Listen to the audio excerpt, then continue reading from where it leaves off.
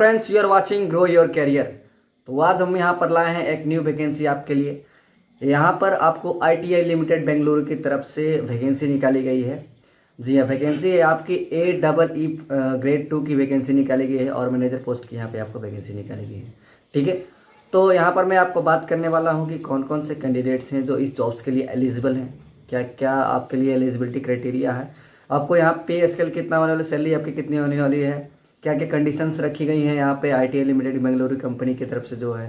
ठीक है, तो सारी चीज़ें डिटेल्स हम यहाँ पे बात करने वाले हैं। आपको मैं नोटिफिकेशन भी दिखाऊंगा यहाँ पे कि उन्होंने आपके लिए क्या क्या कंडीशंस रखे हैं, क्या क्या एज लिमिट है। ठीक है, तो कौन कौन से जो लोग हैं वो इसके लिए यहाँ पे एप्लीकेबल हैं, कैसे आपको इस पोस्ट के लिए अप्लाई करना है। ठीक है, और ये वैकेंसी बेसिकली यहाँ पे बीटेक कैंडिडेट्स के लिए है। ठीक है, तो जिन्होंने बीटेक जो है वो कंप्लीट किया हुआ है, they are eligible for this particular jobs. ठीक है, तो आप इसके लिए कैसे अप्लाई कर सकते हैं, चलिए सारा प्रोसेस मैं आपको यहाँ पे बताने वाला हूँ। तो वीडियो को लास्ट तक देखिएगा ताकि आपको सारे इन्फॉर्मेशन एक साथ मिल पाए।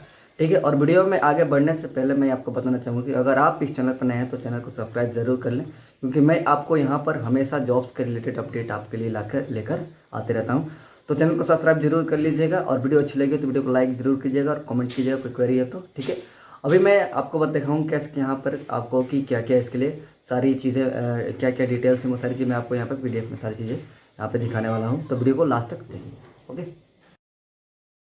ओके गाइस, तो हम आ गए लैपटॉप की स्क्रीन पे। सो आप देख सकते हैं यहाँ पे इधर आपको ITI लिमिटेड की तरफ से यहाँ पे जो वैकेंसी निकाली गई है, गवर्नमेंट ऑफ अंडर ट्रैकिंग देख सकते हैं। ITI भवन यहाँ पे देख सकते हैं, दुराभी नगर बेंगलुरु। तो बेंगलुरु की तरफ से यहाँ पे वैकेंसी निकाली गई है ITI लिमिटेड की तरफ से। और ये ITI limited is the country, थोड़ा सा इसके बारे में जान लेते हैं, कंपनी वर्किंग क्या करती है।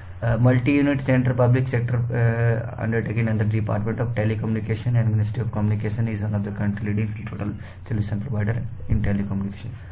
तो ये बेसिकली कंपनी टेलीकम्युनिकेशन में फील्ड में काम करती है। ठीक है, एंड इसके यहाँ पर देखेंगे यहाँ पे the company has vast expertise and experience of manufacturing legacy as well as new generation telecom products.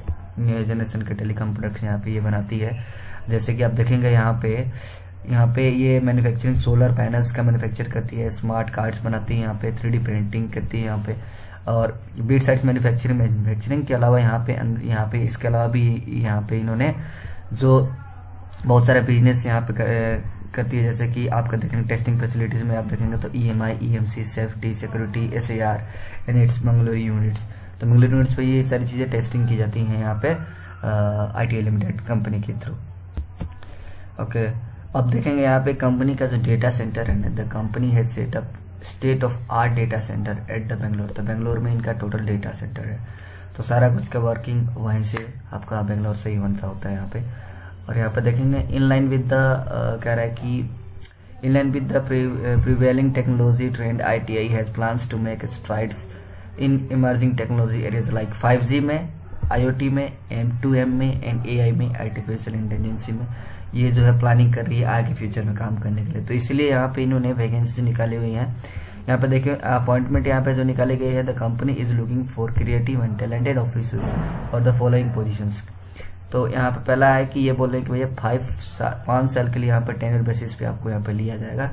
और इसके अलावा जैसे जैसे कंपनी की रिक्वायरमेंट बढ़ेगी उसके अकॉर्डिंग आपका परफॉर्मेंस जैसे आपका होगा उसके हिसाब से आपके टेन्योर बेसिस को आपको इंक्रीज किया जाएगा। तो यहाँ पे एक अच्छी खासी अपॉर्चुनिटी है और सैलरी भी बहुत अच्छी खासी है यहाँ पे आप देखेंगे तो बेसिकली जो जिस पोजीशंस की ओपनिंग है वो यहाँ पे AEE ग्रेड 2 के लिए यहाँ पे पहला है। नंबर ऑफ वैकेंसी आप चेक करेंगे यहाँ पे तो 3 है। क्वालिफिकेशन क्या होनी चाहिए, देखिए तो मैंडेटरी क्वालिफिकेशन बोला इन्होंने कि BE या BTech होना चाहिए इन सिविल इंजीनियरिंग। अगर आप AEE ग्रेड 2 के लिए अप्लाई कर रहे हैं तो फ्रॉम कितना परसेंट आपका किसी भी रिकॉग्नाइज्ड यूनिवर्सिटी इंस्टीट्यूट से होना चाहिए, 60% कम से कम मार्क्स होना चाहिए। और अगर आप OBC जनरल या OBC से हैं तो आपको 50% मार्क्स होना चाहिए। एंड और SC और PWD कैंडिडेट्स के लिए 58% आपका मार्क्स होना चाहिए। एक्सपीरियंस इसमें ये एक्सपीरियंस बेस्ड आपको मतलब कि विदाउट एक्सपीरियंस आप यहाँ पे सेलेक्ट नहीं हो सकते हैं। तो एक्सपीरियंस कम से कम 2 साल का एक्सपीरियंस आपको होना चाहिए। अगर आप सिविल इंजीनियरिंग से हैं तो 2 साल का मिनिमम एक्सपीरियंस होना चाहिए, वो भी किस फील्ड में, ऑफिसर लेवल पे होना चाहिए। और जो फील्ड आपका होना चाहिए वो सिविल इंफ्रास्ट्रक्चर या टेलीकम्युनिकेशन के फील्ड में आपको 2 साल का एक्सपीरियंस हो, या फिर प्राइवेट सेक्टर हो, या फिर गवर्नमेंट सेक्टर हो, या फिर आपका लार्ज इंडस्ट्रीज सेक्टर हो। ठीक है, तो कहीं भी आपको 2 साल का एक्सपीरियंस रिक्वायर्ड है। अब अभी हम बात करेंगे कि भैया एज लिमिट क्या होगा जब आप AEE ट्रेड के लिए अप्लाई करते हैं। यहाँ पे तो आप 30 साल से कम का नहीं होना चाहिए, sorry below 30 years for the officer grade 2। अगर ऑफिसर ग्रेड 2 के लिए अप्लाई करेंगे तो 30 साल की आपका नीचे का उम्र होना चाहिए। And upper age limit for the OBC candidates के लिए अपर एज लिमिट यहाँ पे SC ST and physically challenged या फिर डिफेंस सर्विसमैन के लिए यहाँ पे as per the government salute यहाँ पे छूट मिलेगा। बट जो नॉर्मली जो 37 से 30 साल से जो नीचे का जो एज आपको होना चाहिए, तो यहाँ पे एज रिलैक्सेशन भी है OBC SC ST एंड आपका फिजिकली चैलेंज कैंडिडेट्स के लिए। ठीक है, अभी हम सेम बात करते हैं यहाँ पे AEE ग्रेड 2 की बात करते हैं यहाँ पे। तो 9 वैकेंसी यहाँ पे देखिए दूसरी है, और यहाँ पे थोड़ा सा डिफरेंस है। एजुकेशनल क्वालिफिकेशन सेम है, 60% आपका होना चाहिए, लेकिन यहाँ पे क्या है BN BTech in ENC electrical and communication में आपका होना चाहिए। ठीक है, फिर इलेक्ट्रॉनिक्स में होना चाहिए, टेलीकम्युनिकेशन में होना चाहिए, कंप्यूटर साइंस में होना चाहिए, इंफॉर्मेशन टेक्नोलॉजी में होना चाहिए। किसी में भी आप एक पर्टिकुलर ट्रेड से हैं और कम से कम आपका 60% मार्क्स है अगर आप जनरल से बिलोंग करते हैं। ठीक है, या OBC से बिलोंग करते हो 60% आपका मार्क्स होना चाहिए। अगर उसके अलावा अगर आप SC ST PWD कैंडिडेट्स हैं तो आपको 50% मार्क्स रिक्वायर्ड होगा इस पर्टिकुलर आपको ट्रेड में। ठीक है, AEE ग्रेड 2 इसके लिए अप्लाई करेंगे तो अगर आप जो भी आपका अगर आपने BTech किया हुआ है इस फील्ड में, तो उसके लिए अगर आपको एक्सपीरियंस देखा जाए तो आपको यहाँ पे 2 साल का एक्सपीरियंस लगने वाला है मिनिमम। और जो एक्सपीरियंस का जो फील्ड होना चाहिए वो आपको कम्युनिकेशन में, IT में हो, IoT में हो, AI में हो, artificial intelligence AI cyber security में हो, किसी बड़ी गवर्नमेंट इंस्टीट्यूट में आपका हो, या फिर प्राइवेट सेक्टर में हो आपका, ये 2 साल का एक्सपीरियंस इस पर्टिकुलर फील्ड में होना चाहिए। और जो एज लिमिट होनी चाहिए वो below 30 years of for the officer grade 2। 30 साल से कम की आपका रिक्वायरमेंट है। 30 साल से अगर आप जाते हैं तो आप इसके लिए एलिजिबल नहीं है। आपका एज लिमिट 30 साल से नीचे होना चाहिए। और यहाँ पर छूट भी मिल रही है क्या, OBC कैंडिडेट्स के लिए जो कि नॉन क्रिमिनल से बिलोंग कर रहे हैं, SC ST और PWD कैंडिडेट्स के लिए भी यहाँ पे, और डिफेंस एक्स सर्विसमैन के लिए भी यहाँ पे एज पर द गवर्नमेंट छूट मिलने वाला है। ठीक है, तो रिलैक्सेशन भी यहाँ पे आपको मिलने वाला। बट इसके लिए जैसे अगर आप OBC हैं तो OBC का सर्टिफिकेट दीजिए, SC ST कैंडिडेट्स हैं तो आप SC ST का सर्टिफिकेट शो अप करेंगे, उसी के भी यहाँ पे आपको यहाँ पे छूट मिलने वाला है। आगे हम नीचे आते हैं, नेक्स्ट पोजीशन चेक करते हैं। तो यहाँ पर हम देखेंगे कि अगला पोजीशन जो हमारे पास जो ओपनिंग है वो है DY manager and DY manager grade 4 and 5। देखिए ग्रेड 4 और 5 की अलग अलग यहाँ पे सैलरीज है, वैकेंसीज के लिए अलग अलग है। DY मैनेजर की अलग है, मैनेजर की अलग है, तो वो ग्रेड 4 और ग्रेड 5 अलग अलग है। इसलिए इन्होंने यहाँ पे क्लियरली मेंशन किया हुआ कि ग्रेड 4 एंड 5 का क्या रेशियो है। अच्छा, अभी आप देखेंगे यहाँ पे इस पोजीशन के लिए 8 वैकेंसी निकली है, और 8 वैकेंसी में उसको यहाँ पे क्वालिफिकेशन क्या मांग रहे हैं, यहाँ पे BE BTech in ENC electrical and communication, और इसके बाद आपको इलेक्ट्रॉनिक्स में हो या फिर आपने BTech टेलीकम्युनिकेशन में किया हुआ, कम से कम आपका जो मार्क्स होना चाहिए ओवरऑल परसेंटेज जो होना चाहिए, अगर आप जनरल और OBC कैंडिडेट्स हैं तो 60% होना चाहिए। और अगर आप SC ST या PWD कैंडिडेट्स हैं तो आपको यहाँ पे 58% मार्क्स रिक्वायर्ड होगा मिनिमम। इससे अगर 57.99 भी होता है तो दे विल नॉट कंसीडर। ठीक है, तो इसलिए आपका जो है परसेंटेज मैटर करता है। तो इसके अलावा परसेंटेज के अलावा इन्होंने एक्सपीरियंस मांगा हुआ है कि अगर आप मैनेजर पोस्ट के लिए अप्लाई कर रहे हैं तो आपको पोस्ट क्वालिफिकेशन क्या होना चाहिए, executive experience of minimum 6 year. ठीक है, अगर आप DY मैनेजर के लिए अप्लाई करें तो 6 ईयर होना चाहिए। और अगर आप ओनली फॉर मैनेजर के लिए अप्लाई कर रहे हैं तो आपको पर्टिकुलर एरिया जैसे कि आपका 3G या 4G with the knowledge of project implementation of telecom equipment such as RN core microwave and RF, इन चीजों का आपके पास नॉलेज है, उसमें आपको कैसे आपको प्रोजेक्ट को इम्प्लीमेंट करना है, बहुत सारी चीजें आपको आनी चाहिए। तो इसमें आपने किसी पर्टिकुलर लार्ज इंडस्ट्री में आपने यहाँ पे सर्व किया हो अपना एक्सपीरियंस, या गवर्नमेंट या प्राइवेट सेक्टर में आपका यहाँ पे एक्सपीरियंस हो, तो यहाँ पे DY मैनेजर के लिए आपको 6 year and only for manager के लिए अप्लाई करना है तो आपको 9 ईयर्स का एक्सपीरियंस होना अनिवार्य है। और यहाँ पर एज लिमिट की बात करते हैं यहाँ पे, तो अपर एज लिमिट क्या चाहिए, तो below 40 years for DY manager. अगर डीवाई मैनेजर के अप्लाई करें तो 40 साल से नीचे होना चाहिए।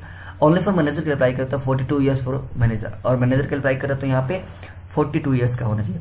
उसके बाद हम बात करते हैं कि अपर एज लिमिट क्या हो सकता है, जैसे रिलैक्सेशन क्या मिल सकता है। अगर ओबीसी कैंडिडेट्स हैं, नॉन क्रीमी लेयर के थ्रू अगर आप आते हैं, ओबीसी कैंडिडेट्स हैं, तो अपर एज लिमिट यहाँ पे आपको मिलने वाला है, मतलब कि एज आपको छूट मिलने वाला है एज पर दी गवर्नमेंट रूल्स। SC ST या PWD कैंडिडेट्स है, या EX सर्विस मैंने या डिफेंस सर्विस में आपने कहीं पे पहले से जॉब किया हुआ है, तो यहाँ पे भी आपको छूट मिलने वाला है एज में। तो यहाँ पे डिपेंड करते हैं कि आपको चीजें, आपका डॉक्यूमेंट आपके पास प्रॉपर होना चाहिए, उसी के बिहाफ पे आपको यहाँ पे छूट मिलेगा। ठीक है, तो ये थी आपको पोस्ट क्या क्या यहाँ पे इन्होंने किस पोजीशंस देखेंगे आप, तो एक तो AEE हो गया, दूसरा आपका डीवाई मैनेजर या फिर DI मैनेजर का वैकेंसी यहाँ पे। अब हम बात करेंगे अगर आप जॉब एड्रेस, तो आपका जॉब रेस्पॉन्सिबिलिटी क्या होना, जॉब डिस्क्रिप्शन क्या होने वाला है। अगर आप सिलेक्टेड होते हैं तो AEE या फिर यहाँ पे मैनेजर के पोस्ट पे, तो आपको क्या यहाँ पे जॉब रेस्पॉन्सिबिलिटी होने वाली है, तो जॉब डिस्क्रिप्शन वहीं पर देख लेते हैं। Right, okay. तो अभी देखिए यहाँ पे experience in mobile network deployment preferable in 4G technology. 4G technology में यहाँ पे आपको एक्सपीरियंस होना चाहिए। इसके अलावा नॉलेज ऑफ RF का आपको नॉलेज होना चाहिए। उसके बाद इन्होंने बोला है कि knowledge of SACF standing advisory committee for frequency allocation है, फ्रीक्वेंसी एलोकेशन यहाँ पे ऐसे इन्होंने शॉर्ट फॉर्म इसका लिखा हुआ है। एंड WPC में आपको नॉलेज होना चाहिए, और expertise working in telecom industry में एक्सपर्ट आप होने चाहिए। Operational knowledge of signal system and technology, signal system कैसे काम कर सकते हैं, उनको ऑपरेट कैसे करना है, वो सारी चीजें आपको आनी चाहिए। Knowledge of fiber optics and access networks, fiber optics का नॉलेज हो, एक्सेस नेटवर्क का नॉलेज हो आपके पास। To plan and execute active roll out core network along with the elements such as MME, EPC, HHS, HSS, SGW, इन चीजों को आपको execute करना आना चाहिए, आपको इसको प्लान करना आना चाहिए। उसके बाद यहाँ पे ये बोला है नेक्स्ट पॉइंट क्या है कि good understanding of core architecture, क्योंकि यहाँ पे अगर आप जैसे सिविल पे आप आते हैं तो वहां पे आर्किटेक्चर की रिक्वायरमेंट है, तो core architecture experience and in the deployment of core network for the any operators. ठीक है, तो यहाँ पे नेटवर्किंग का भी आपको नॉलेज होना चाहिए।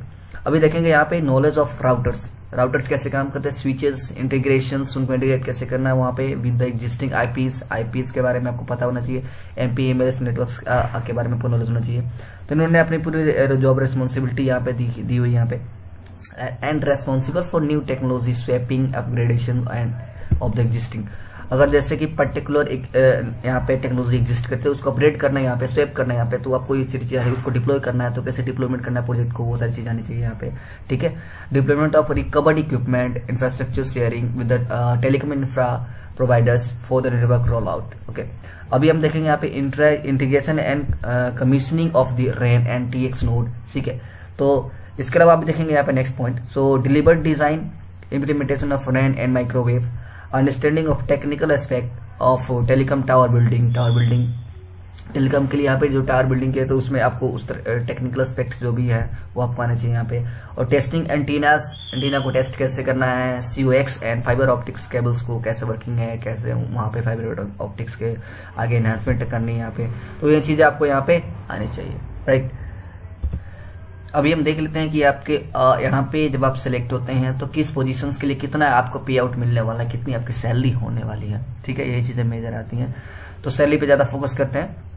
देखिए, अगर आप मैनेजर ग्रेड 5 के लिए आप सिलेक्टेड होते हैं तो टोटल अमाउंट आपका जो बनने वाला है यहाँ पे बेसिक DA और HRA को मिलाकर 72,770 रुपए का आपका अमाउंट बनने वाला है, ये आपका पे आउट होने वाला है एट द मिनिमम पे स्केल का इन्होंने ये एक पैरामीटर सेट किया हुआ है, उसी के भी आप पे आपको ये 72,770 रुपये यहाँ पे आपको बनने वाला है। ठीक है, उसके अलावा यहाँ पे CCA मिलने वाला है, अदर अलाउंस मिलने वाला है, perks as per the companies prevailing rules, company के जो भी रूल्स एंड कंडीशन है उसके अकॉर्डिंग से आपको अदर अलाउंस मिलेगा, बट ये बेसिक DA और HRA आपको 72,770 का मिलने वाला है यहाँ पे। अब दूसरा पोस्ट के लिए बात करें यहाँ पे, तो DY मैनेजर के लिए अगर अप्लाई करते हैं वो देखिए ग्रेड 4 के अंदर में आता है, तो यहाँ पर उसको आपकी जो सैलरी आपकी होने वाली है वो 65,195 65,195 रुपीज का यहाँ पे आपको टोटल आपका अमाउंट मिलने वाला है, जिसमें आपको बेसिक एडेड होगा, DA एडेड होगा और HRA एडेड होगा। और यहाँ पे मिनिमम पे स्केल यहाँ पे देख सकते हैं, यहाँ पे तो ये आपका मिनिमम पे स्केल है। इसके अलावा यहाँ पे भी आपको CCA और other allowance and perks as per the company rules के अकॉर्डिंग जो आपको यहाँ पे अदर चीजें भी आपको मिलने वाली हैं, जैसे कैंटीन फैसिलिटीज हो गई। ठीक है। तो ये चीज आपको मिलने वाली यहाँ पे, राइट। ओके, अभी हम नेक्स्ट पोजीशन की बात कर लेते हैं। यहाँ पे AEE ऑफिसर ग्रेड 2 की बात करें तो यहाँ पर देखिए, आप अगर आप इसके लिए अप्लाई करते हैं तो आपको टोटल जो सैलरी मिलने वाली है यहाँ पे, टोटल इमोलमेंट्स एट RS 43,129, ठीक है, 43,129 रुपए का आपको यहाँ पे सैलरी मिलने वाला है, 43,129 रुपीज का। और जिसमें आपको बेसिक DA और HRA इंक्लूडेड होगा एट द मिनिमम पे स्केल ऑफ, ये आपका पे स्केल रहा है, बेसिक पे स्केल, इसीलिए भी यहाँ पे आपको मिलने वाला है। इसके अलावा प्लस तीनों में एक चीज कॉमन है कि यहाँ पे CCA मिलने वाला है आपको, अदर अलाउंस मिलने वाला है यहाँ पे, जो भी गवर्नमेंट की कंपनी की जो रूल्स एंड रेगुलेशन है, जो भी गाइडलाइंस है, उसके अकॉर्डिंग आपको यहाँ पे अदर अलाउंस भी मिलने वाला है, ठीक है। तो ये आपका बेसिक चीजें होगी 43,129 रुपीज, राइट। अब अभी वही बात करते हैं कि आपको इसके अलावा आपको कौन कौन सी फैसिलिटीज कंपनी के थ्रू मिलने वाली है। तो बेनिफिट्स हम एक बार चेक कर लेते हैं कि क्या क्या आपको बेनिफिट्स मिल सकते हैं। तो यहाँ पर देखेंगे स्टैट्यूटरी बेनिफिट्स यहाँ पे, जैसे कि प्रोविडेंट पर PF आपका कटेगा यहाँ पे, अच्छा gratuity as per the government rules, ठीक है। मेडिकल फैसिलिटी की बात करें तो मेडिकल फैसिलिटी आपको यहाँ पे मिलने वाली है। सब्सिडाइज्ड कैंटीन आपको मिलने, कैंटीन की फैसिलिटी मिलेगी, मेडिकल फैसिलिटी मिलेगी, मैगजीन अलाउंस मिलने वाला है आपको यहाँ पे, ठीक है। मैगजीन का जो भी होता है, बहुत सारी कंपनी होती है यहाँ पे आपको मैगजीन अलाउंस मिलता है, मैगजीन का वीकली आती है आपको, मंथली आती है, जो भी।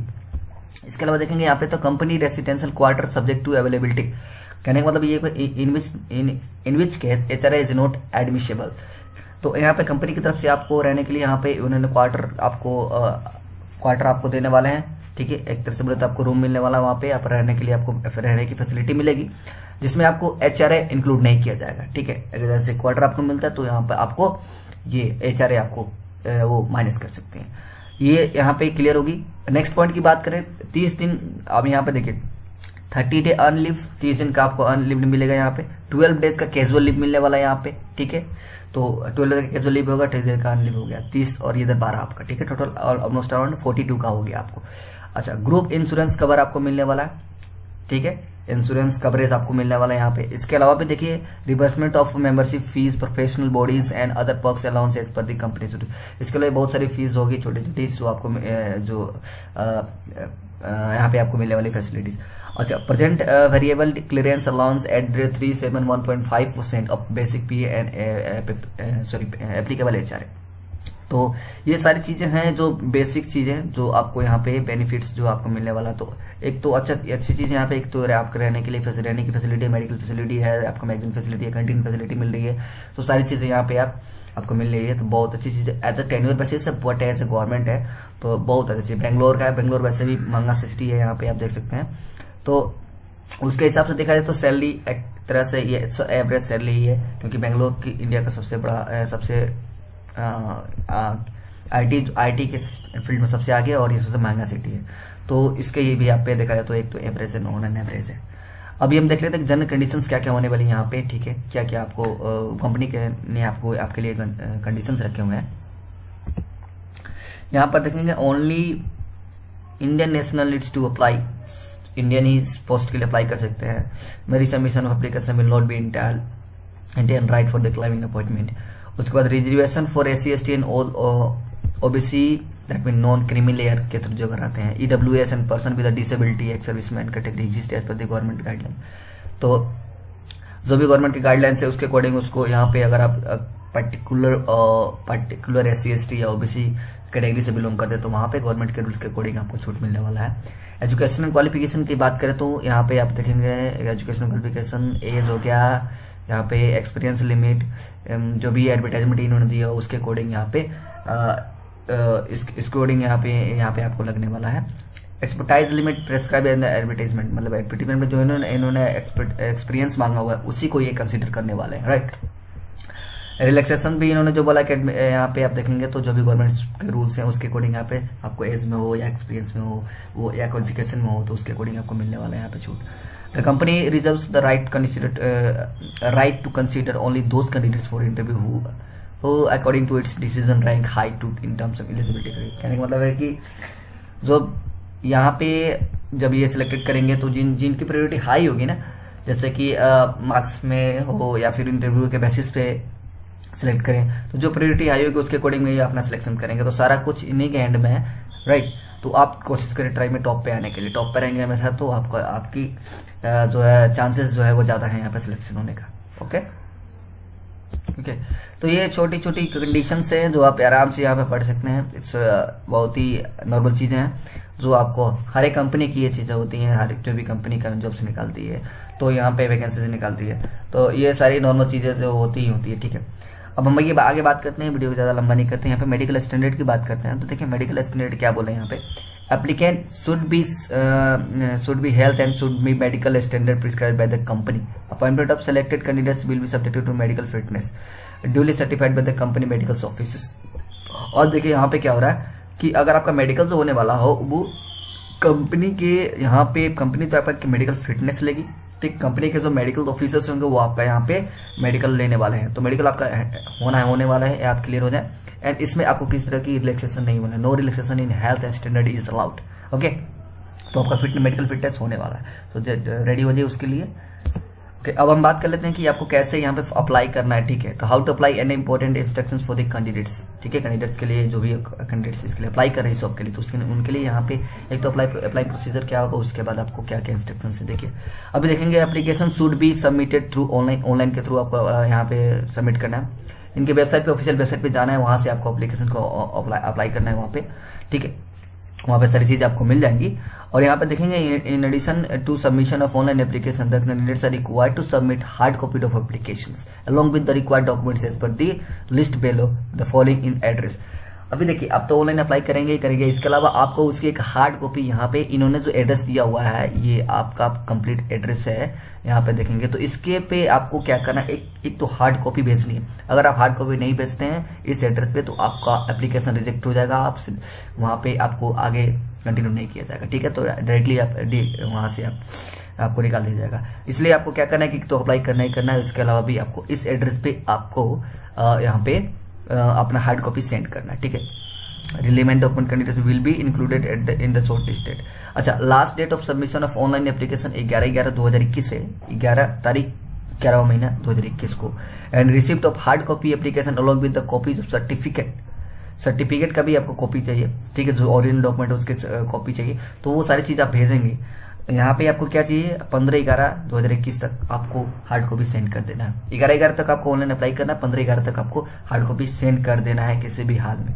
ओके, इस एड्रेस पे, फॉलोइंग एड्रेस पे। अगर आप यहाँ पे अब हम देख लेते हैं कि आपको भैया हार्ड कॉपी में आपको क्या क्या सेंड करना है। एप्लीकेशन शुड बी कौन कौन सी चीजें हैं जो आपको यहाँ पे डॉक्यूमेंट्स हैं जो आपको यहाँ पे सेंड करनी है इस एड्रेस पे।